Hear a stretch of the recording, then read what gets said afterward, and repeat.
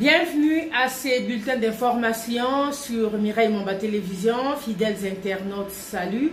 Ouvrons ces bulletins d'information par cette annonce de l'armée israélienne qui met une pause tactique dans les combats de jour autour d'une voie d'acheminement de l'aide cruciale à Gaza. Ce plan n'intègre pas le cessez-le-feu total proposé par le président Joe Biden. Le président Joe Biden veut intervenir les armes d'assaut. Son rival républicain Donald Trump est d'avis que le président Joe Biden menace les droits constitutionnels des détenteurs d'armes à feu. Le président démocrate a abordé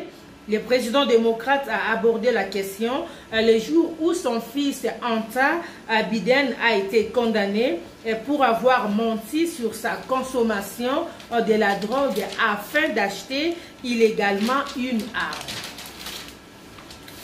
Plus de 80 pays représentés au sommet sur la paix en Ukraine ont convenu que l'intégrité territoriale et le principe du droit international et de la Charte des Nations Unies devraient constituer la base de pourparlers visant à mettre fin à la guerre. La France prévoit de réduire sa présence militaire en Afrique de l'Ouest et centrale dans le cadre de partenariats rénovés et plus discrets annoncés par le président Emmanuel Macron après des puissantes déconvenues au Sahel.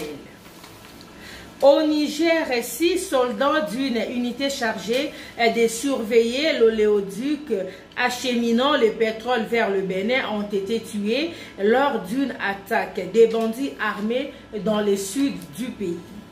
Restons toujours au Niger pour parler de la levée de l'immunité du président Mohamed Bazoum par la Cour constitutionnelle qui ouvre la voie à son possible procès. Les autorités de Niamey l'accusent entre autres d'attentats, des complots ou d'attentats à la sécurité et l'autorité de l'État, crimes de trahison.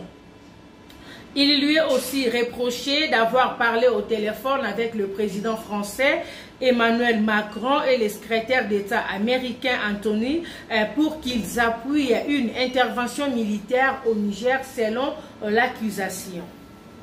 De rebelles nigériennes qui luttent pour la libération du président Mohamed Bazoum renversé par un coup d'État en juillet et détenus depuis ont annoncé avoir mis hors d'usage un important tronçon de l'oléoduc acheminant du pétrole brut vers le Bénin.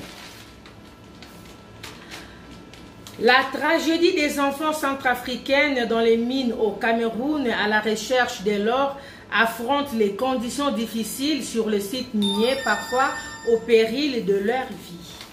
Au Kenya, plusieurs dizaines de personnes se sont rassemblées ce mardi devant le Parlement pour protester contre un projet de budget 2024-2025 qui prévoit de nouvelles taxes. La police faisant usage des gaz lacrymogènes et procédant à au moins 5 arrestations. Mesdames et messieurs, c'est par ici que nous allons clôturer notre bulletin d'aujourd'hui. Si c'est pour vous la toute première fois de nous découvrir, alors commencez par vous abonner et surtout n'oubliez pas d'activer la cloche de notification pour ne manquer aucune de nos nouvelles vidéos. Pour toutes vos informations, vos suggestions, n'hésitez pas de nous contacter via notre numéro WhatsApp qui est là devant vos écrans. D'ici là, portez-vous bien et on se retrouve très bientôt.